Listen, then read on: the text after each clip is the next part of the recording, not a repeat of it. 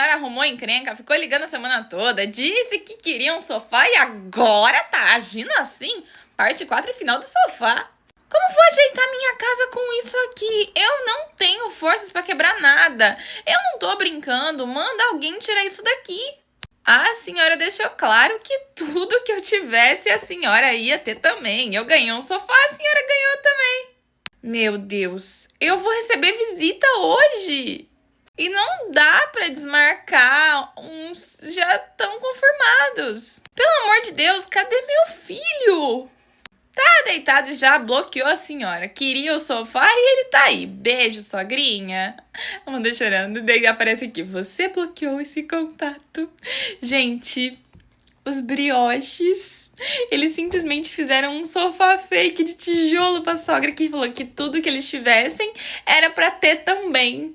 Então tá aí, ela teve. Fim da história.